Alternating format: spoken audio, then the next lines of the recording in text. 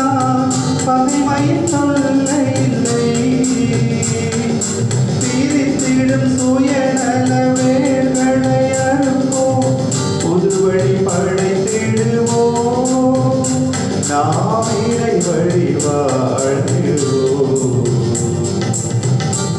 கொல்லப்பட்ட ஆட்டுக்குட்டி வல்லமையையும் செல்வமும் ஞானமும் ஆற்றலும் மாண்பும் பெருமையும் புகழ்ச்சியும் பெற தகுதி பெற்றது. அல்லேலூயா. தந்தை மகன் தூய ஆவியின் பெயராலே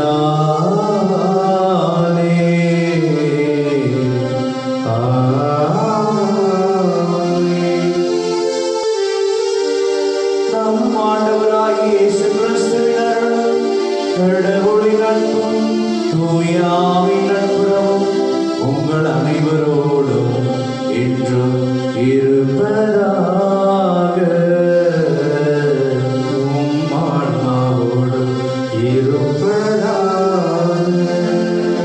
இயேசுவில் பிரியமான இந்த கல்வாரி பலியை தகுதியான முறையிலே ஒப்புக் கொடுக்க கடவுளுடைய அருளாசிரியர் தெய்வீக திருப்பலியிலே மன்றாடி ஜெபிப்போம்.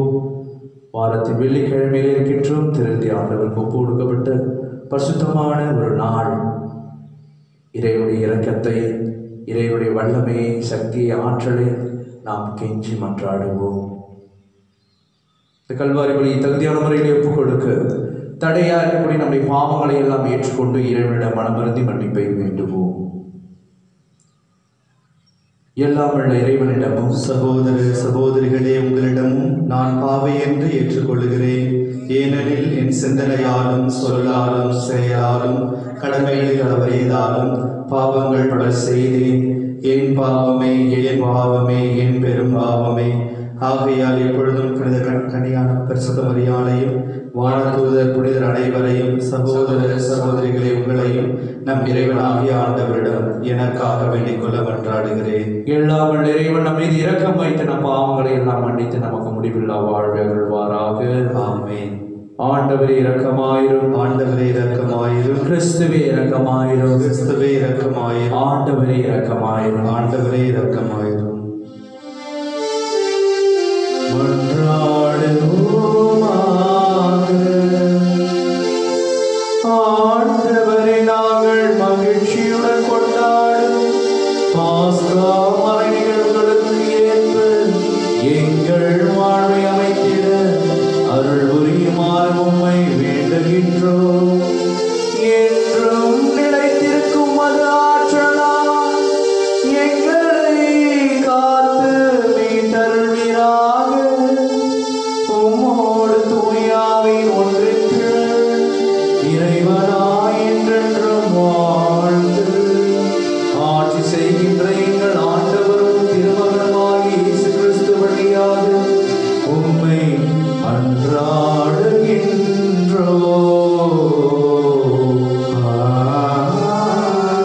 ஆமென். முதல் வாசகம். இன்றியமையாதவற்றை தவிர வேறு எந்த சுமையையும் உங்கள் மேல் சுமத்தக்கூடாது என்று தீர்மானித்தோம். திருத்தூதர் பணிகள் நூலிலிருந்து வாசகம். பிரிவு 15, இறை சொற்றொடர்கள் 22 முதல் 31 முடிய. அந்நாட்களில் திருத்தூதர்களும் மூப்பர்களும் திருச்சபையார் அனைவரும் தம்முள் சிலரை தேர்ந்தெடுத்து அவர்களை பவுலோடும் பர்னபாவோடும் அந்தியோக்கியாவுக்கு அனுப்புவது என்று தீர்மானித்தனர். அவ்வாறே அவர்கள் சகோதரர்களிடையே முதன்மை இடம் பெற்றிருந்த பர்சபா என அழைக்கப்பட்ட யூதாவையும் சீலாவையும் தேர்ந்தெடுத்தார்கள்.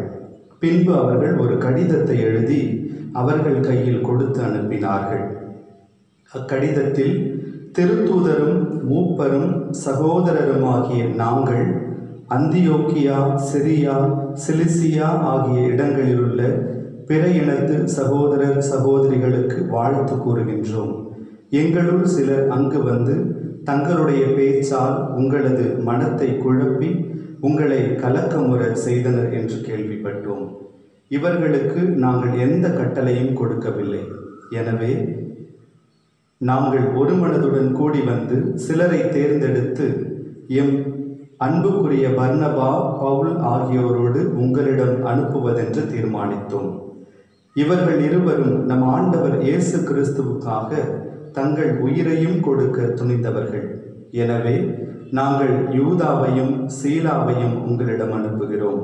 அவர்கள் நாங்கள் எழுதுகிற இவற்றை தங்கள் வாய்மொழி மூலம் உங்களுக்கு அறிவிப்பார்கள். இன்றியமையாதவற்றை தவிர அதிகமான வேறு எந்த சுமையையும் உங்கள் மேல் சுமத்தக்கூடாது என்று தூய ஆவியாரும் நாங்களும் தீர்மானித்தோம். சிலைகளுக்கு படைக்கப்பட்டவை, இரத்தம், கழுத்து நெரிக்கப்பட்டு செத்தவை மற்றும் பரத்தமை ஆகியவற்றை நீங்கள் தவிர்த்து உங்களை காத்து கொள்வது நல்லது. வாழ்த்துக்கள் என்று எழுதியிருந்தார்கள். யூதாவும் சீலாவும் விடைபெற்று அந்தியோக்கியா வந்தனர். அங்கு மக்களை கூட்டி கடிதத்தை கொடுத்தனர். அதை வாசித்ததும் அவர்கள் ஊக்கமடைந்து மகிழ்ச்சியுற்றார்கள். இது ஆண்டவர் வழங்கும் அருள் வாக்கு. இறைவனுக்கு நன்றி. பதிலுரை பாடல் திருப்பாடல் 57. நாம் சொல்ல வேண்டிய பதில்: என் தலைவரே, மக்களின் நலன்களிடையே உமக்கு நன்றி செலுத்துவேன். என் தலைவரே, மக்களின் நலன்களிடையே உமக்கு நன்றி செலுத்துவேன். என் தலைவரே, மக்களின் நலன்களிடையே உமக்கு நன்றி செலுத்துவேன். என் தலைவரே, மக்களின் நலன்களிடையே உமக்கு நன்றி செலுத்துவேன்.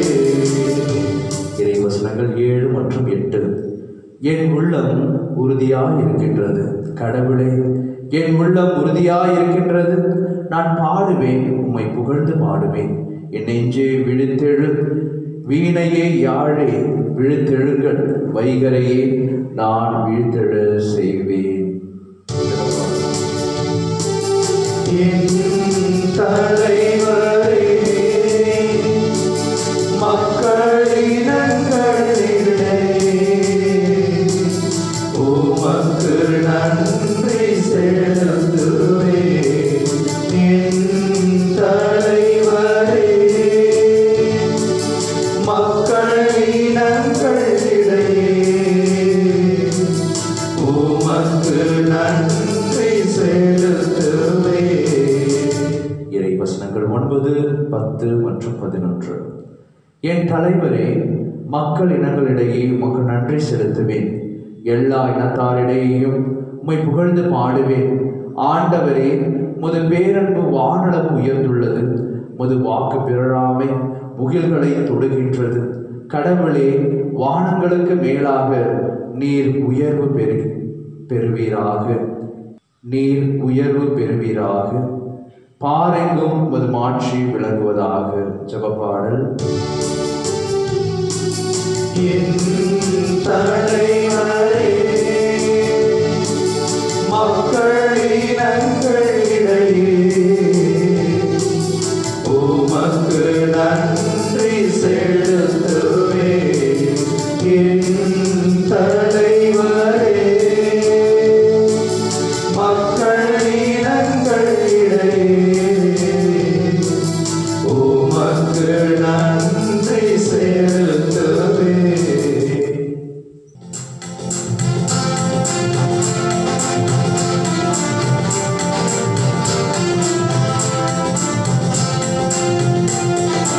Alleluia, alleluia, alleluia, alleluia, alleluia, alleluia, alleluia. உங்களை நான் நண்பர்கள் என்றேன், ஏனெனில் என் தந்தையிடம் கேட்டவை அனைத்தையும் உங்களுக்கு கற்பித்தேன் என்கிறார் ஆண்டவர். அல்லேலூயா, அல்லேலூயா, அல்லேலூயா, அல்லேலூயா, அல்லேலூயா. ஆண்டவர் உங்களோடு இருப்பாராக, ஆன்மாவோடும் இருப்பாராக. தூய ஆண்டவரே மாட்சி உமக்கே. அதிகாரம் 15 இறை சொற்றொடர்கள் 12 - 17 வரை. அக்காலத்தில் இயேசு தம் சீடரை நோக்கி கூறியது, நான் உங்களிடம் அன்பு கொண்டிருப்பது போல நீங்களும் ஒருவர் மற்றவரிடம் அன்பு கொண்டிருக்க வேண்டும் என்பதே என் கட்டளை. தன் நண்பர்களுக்காக உயிரை கொடுப்பதை விட சிறந்த அன்பு யாரிடமும் இல்லை. நான் கட்டளையிடுவதையெல்லாம் நீங்கள் செய்தால் நீங்கள் என் நண்பர்களாய் இருப்பீர்கள். இனி நான் உங்களை பணியாளர் என்று சொல்ல மாட்டேன், ஏனெனில் தம் தலைவர் செய்வது என்னது என்று பணியாளருக்கு தெரியாது. உங்களை நான் நண்பர்கள் என்றேன், ஏனெனில் என் தந்தையிடமிருந்து நான் கேட்டவை அனைத்தையும் உங்களுக்கு அறிவித்தேன். நீங்கள் என்னை தேர்ந்து கொள்ளவில்லை, நான் தான் உங்களை தேர்ந்து கொண்டேன். நீங்கள் கனி தரவும் நீங்கள் தரும் கனி நிலைத்திருக்கவும் உங்களை ஏற்படுத்தினேன். ஆகவே நீங்கள் என் பெயரால் தந்தையிடம் கேட்பதையெல்லாம் அவர் உங்களுக்கு கொடுப்பார். நீங்கள் ஒருவர் மற்றவரிடம் அன்பு கொள்ள வேண்டும் என்பதே என் கட்டளை. ஆண்டவர் வழங்கும் அருள்வாக்கு. கிறிஸ்துவே உமக்கு புகழ். இயேசுவில் பிரியமானவர்களே, திரு அவையின் தொடக்கத்திலே 4ஆம் நூற்றாண்டிலே எண்ணற்ற தப்பறை கொள்கைகள் திருச்சபையிலே இருந்தது. நெஸ்டோரியனிசம், மேலும் ஏரியனிசம் என்று திருச்சபைக்கு எதிரான ஒரு சில கொள்கைகள். அத்தகைய தருவாயிலே திரு அவை அப்பொழுது அதில் தலையிட்டு திரு அவையை கூட்டி அதற்கான புரிதலை மக்களுக்கு கொடுத்ததால் இன்றும் கூட திருச்சபை வளர்ந்து கொண்டிருப்பதை நாம் பார்க்கின்றோம். அத்தகைய ஒரு விதமான தப்பறை கொள்கைதான் இன்றைய முதல் வாசகத்திலே வாசிக்கப்பட்ட ஒரு கொள்கை.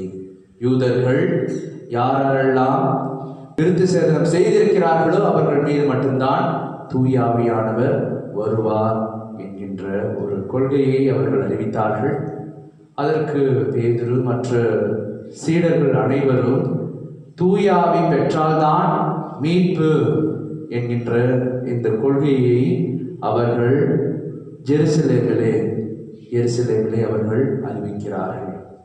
இயேசுவில் பிரியமானவர்களே, இந்த காலகட்டத்தில் கூட கிறிஸ்துவத்தை பற்றி எண்ணற்றோர் ஒரு சில கருத்துக்களை எடுத்துரைக்கலாம், திசை திருப்பலாம், இளைஞர்களுடைய கவனத்தை ஈர்ப்பதற்காக, உலகத்தை மாற்று திசையிலே கொண்டு செல்வதற்காக. அத்தகைய தருவாயிலே திருச்சபை எவ்வாறாக சரியான புரிதலை தந்து கொண்டிருக்கிறதோ அதே போல இயேசுவினுடைய பிள்ளைகள், இயேசுவினுடைய சீடர்கள், இயேசுவை பின்தொடரக்கூடிய நாம் ஒவ்வொருவரும் நாம் பிறருக்கு இயேசுவை பற்றி சரியான புரிதலை தர அழைக்கப்படுகின்றோம். குறிப்பாக ஆண்டவராகிய இயேசு கிறிஸ்து என்ற நற்செய்தியிலே நாம் அனைவரையும் நண்பர்களாக ஏற்றுக்கொள்கிறேன் என்ற ஒரு புதிய ஒரு கருத்தை, புதிய ஒரு புரிதலை நமக்கு தந்திருக்கின்றார். பழைய ஏற்பாட்டிலே நாம் பார்க்கின்றோம், தாவீதுக்கு உற்ற நண்பராக ஜோனாதான் இருந்தார், அவருடைய உற்ற நண்பர். அதே போல எண்ணற்ற இறைவாக்கினர்களை பார்க்கின்றோம், கடவுளை ஒரு நண்பராக பாவித்து ஒரு நண்பரிடம் நாம் பெற்றோரிடம் சொல்ல முடியாத ஒரு சில கருத்துக்களை கூட நாம் சொல்வோம். நண்பர்கள் அனைவரை காட்டிலும் நன்றாக புரிந்து கொள்வார்கள் என்பதற்காக.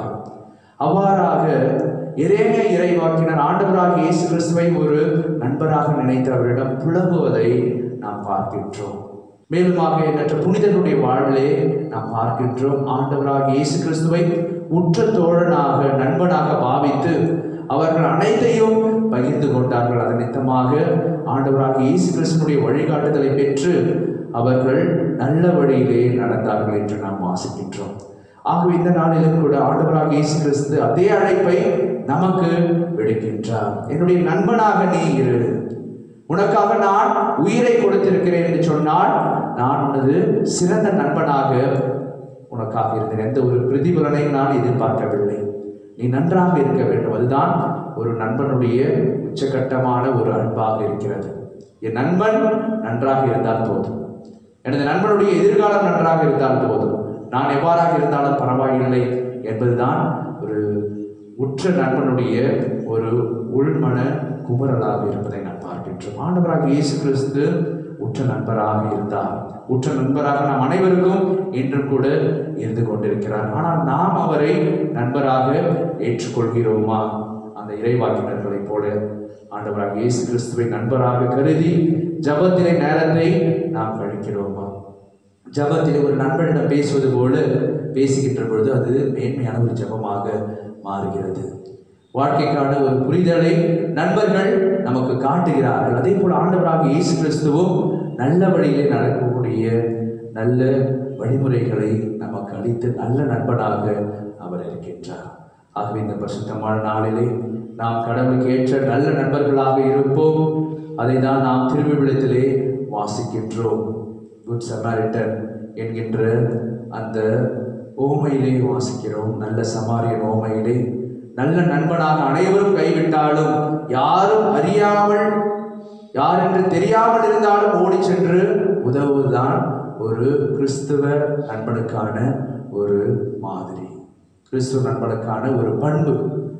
ஆகவே இவர் எனக்கு தெரியும், இவர் எனது வீட்டின் அருகாமையில் இருக்கிறார், எனது ஊரை சார்ந்தவர் என்று சொல்லி அவருக்கு உதவி செய்வதை காட்டிலும் முகமறியாமல் ஓடி சென்று உதவுவரே உண்மையான கிறிஸ்துவின் நண்பராக இருப்பார்.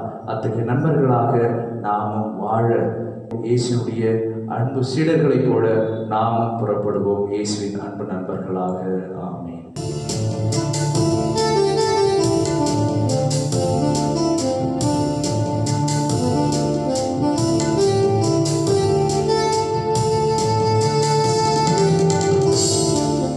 அன்போடு வந்தோம், காணிக்கை தந்தோம், கனிவோடு ஏற்பாய் ஆண்டவரே, உம் பலியோடு சேர்ப்பாய் தூயவரே. பொன்னான வாழ்வை உடம்பீட்டு வைத்தோம், பூவான மனம் பேச வைத்தோம். புதிரான வாழ்வே எதிரானதானே ஒளிவாக செய்வாய் ஆண்டவரே, உம் அருளோடு அழைப்பாய் மாவரே. அன்புமிக்க சகோதர சகோதரிகளை, என்னுடையதும் உங்களுடையதுமான இப்படி எல்லாம் உள்ள தந்தையாக இறைவனுக்கு ஏற்றதாகும்படி ஜெபியுங்கள். ஆண்டவர் தம் பெயரின் புகழ்ச்சிக்காகவும் ஆட்சிக்காகவும் நமது நன்மைக்காகவும் புனித திரு அவை அனைத்தின் நலனுக்காகவும் உமது கையினின்றி வழியை ஏற்றுக்கொள்வாராக. ஆண்டவரை காணிக்கைகளை கனிவுடன் புனிதப்படுத்தியருள் உம்மை வேண்டுகின்றோம். இந்த ஆன்மீக வழியின் காணிக்கைகளை ஏற்று எங்களை உமக்கு நிலையான கொடையாக மாற்றுவீராக. எங்கள் ஆண்டவராகிய இயேசு கிறிஸ்து வழியாக உம்மை மன்றாடுகின்றோம். ஆமென். ஆண்டவர் உங்களோடு இருப்பாராக, ஆன்மாவோடும் இருப்பாராக. இதயங்களை மேலே எழுப்புங்கள். ஆண்டவரிடம் எழுப்பியுள்ளோம், நம் இறைவனாகிய ஆண்டவருக்கு நன்றி கூறுவோம். அது தகுதியும் நீதியுமானது. ஆண்டவரே, தூயவரான தந்தையே, என்றும் உள்ள எல்லாம் உள்ள இறைவா, எங்கள் ஆண்டவராகிய இயேசு கிறிஸ்து வழியாக உம்மை புகழ்ந்துரைப்பதும் எல்லாவற்றிற்கும் மேலாக எங்கள் பாஸ்காவாகிய கிறிஸ்து பலியான சிறப்பான காலத்தில் உம்மை இன்னும் மிகுதியாக வாழ்த்தி போற்றுவதும் மெய்யாகவே தகுதியும் நீதியுமாகும். எங்கள் கடமை மீட்புக்குரிய செயலுமாகும். கிறிஸ்து தம் திருவுடலை ஒப்புக் கொடுத்து சிலுவையின் மெய்யான வழியில் முற்கால வழிகள் நிறைவேற செய்தருளினார். எங்கள் மீட்புக்காக அவர் உம்மிடம் தம்மையே கையளித்த போது அவரை குருவாகவும் பலிபீடமாகவும் செம்மறியாகவும் விளங்குகின்றார். ஆகவே பாஸ்கா மகிழ்ச்சி பொங்க அனைத்துலகின் மாந்தர் அனைவரும் மக்களை கேட்டனர். அவ்வாறு ஆற்றல் மிக்கவரும் அதிகாரம் கொண்ட தூதர்களும் அந்த மாட்சியை புகழ்ந்து பாடி முடிவின்றி சொல்லுவதாவது: தூயவர் தூயவர் தூயவர், வான்படைகளின் கடவுளாம் ஆண்டவர், விண்ணகமும் மன்னகமும் உமது ஆட்சியால் நிறைந்துள்ளன. உன்னதங்களிலே ஓசன்னா. ஆண்டவர் பெயரால் வருகிறவர் ஆசி பெற்றவர். உன்னதங்களிலே ஓசன்னா. ஆண்டவரின் மெய்யாகவே தூயவர், தூய்மை அனைத்திற்கும் ஊற்று. ஆகிய ஆவியை பொழிந்த காணிக்கைகளை தூய்மைப்படுத்த உம்மை வேண்டுகின்றோம். இவ்வாறு எங்கள் ஆண்டவர் இயேசு கிறிஸ்துவின் உடலும் இரத்தமுமாக எங்களுக்கு இவை மாறுவனவாக. அவர் பாடுபட உடல் கணிந்து தம்மை கையளித்த போது அப்பத்தை எடுத்து நன்றி செலுத்தி அதை விட்டு தம் சீடர்களுக்கு அளித்த அருள்நாதர் இயேசு கூறியதாவது: அனைவரும் இதிலிருந்து பெற்று உண்ணுங்கள், ஏனெனில் இது உங்களுக்காக கையளிக்கப்படும் என் உடல்.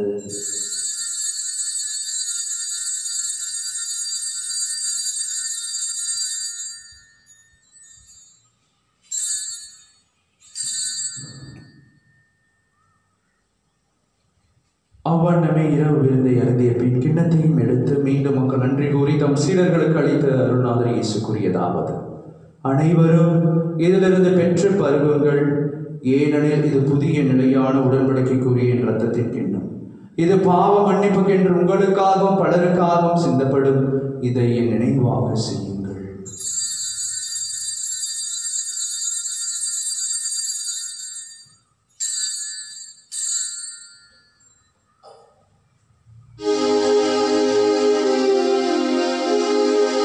நம்பிக்கையின் மறைபொருள் ஆண்டவரே, நீர் வருமளவும் உமது இறப்பினை அறிக்கையிடுகின்றோம், உமது உயிர்ப்பினையும் எடுத்துரைக்கின்றோம். ஆகவே ஆண்டவரே, நாங்கள் கிறிஸ்துவின் இறப்பினையும் உயிர்ப்பினையும் நினைவு கூர்ந்து வாழ்வதரும் அப்பத்தை மீன்படைக்கும் கிண்ணத்தையும் உமக்கு ஒப்புக் கொடுக்கின்றோம். உம் திருமண் நின்று உமக்கு ஊழியம் புரிய தகுந்தவர்கள் எங்களை ஏற்றுக்கொண்டீர். எனவே உமக்கு நன்றி செலுத்துகின்றோம். மேலும் கிறிஸ்துவின் உடலிலும் இரத்தத்திலும் பங்கு கொள்ளும் எங்களை தூய ஆவியால் ஒன்று சேர்க்க வேண்டும் என நம்மை தாழ்மையுடன் மன்றாடுகின்றோம். ஆண்டவரை உலகெங்கும் பரவிருக்கும் அது திரு அவை நினைவு கூர்ந்தருளும்.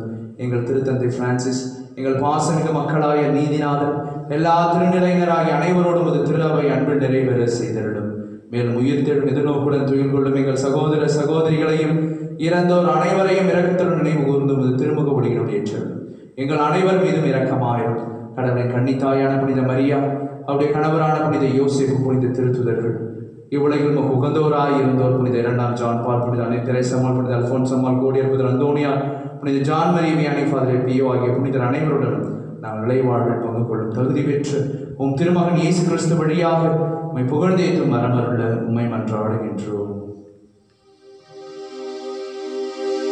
இவர் வழியாக இவரோடு இவரில் என்று வாழும் எல்லாம் தந்தையே, தூயாவின் ஒன்றிப்பிலே எல்லா புகழும் மாட்சிமையும் என்றென்றும் உமதே.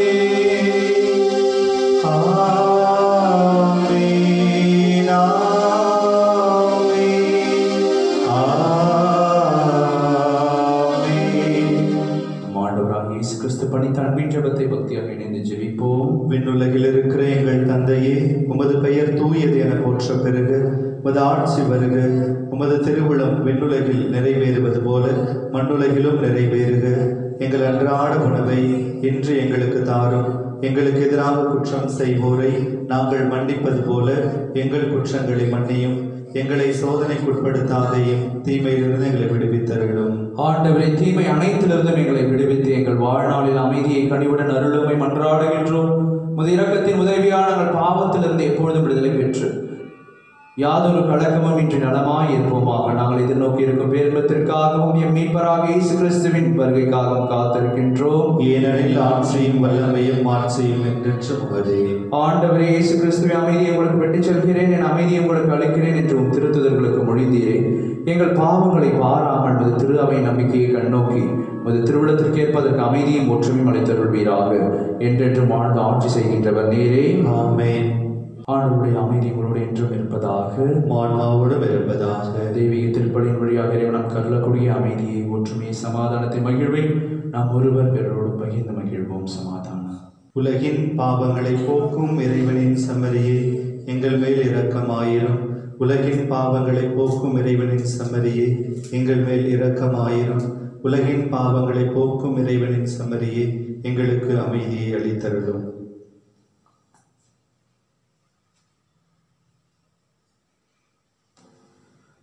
இதோ நம் ஆண்டவராகிய இயேசு கிறிஸ்து என்று வாழும் எல்லாம் உள்ள இறைவன், நீ கலங்காதே, திகையாதே, நான் உனது நண்பனாய் இருந்து உனக்கு புதிய வழியை காட்டுவேன் என்று சொல்லக்கூடிய அன்பின் இயேசு உற்ற நண்பர் நமத்தில் எழுந்தள்ளி வந்திருக்கிறார். செம்மறியின் திருவிருந்துக்கு அழைக்க பெற்று நாம் ஒவ்வொருவரும் பேறு பெற்றோம். ஆண்டவரே, நீர் என் இல்லத்தில் எழுந்தருள நான் தகுதியற்றவன். ஆனால் ஒரு வார்த்தை மட்டும் சொல்லியருளும், எனது ஆன்மா நலமடையும். கிறிஸ்துவின் திருவுடலும் திருரத்தமும் நம் ஒவ்வொருவரையும் காத்து முடிவில் வாழ்வளிப்பதாக. ஆமென்.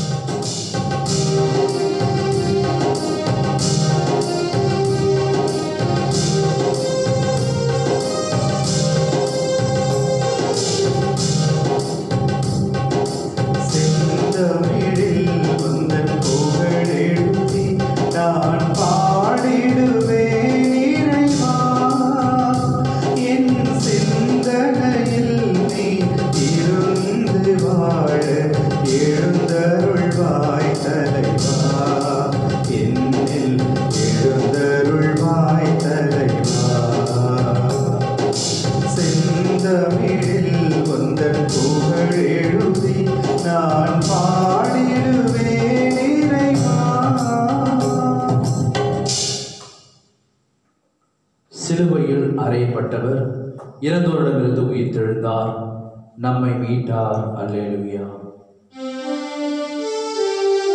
மன்றாடுவோம்.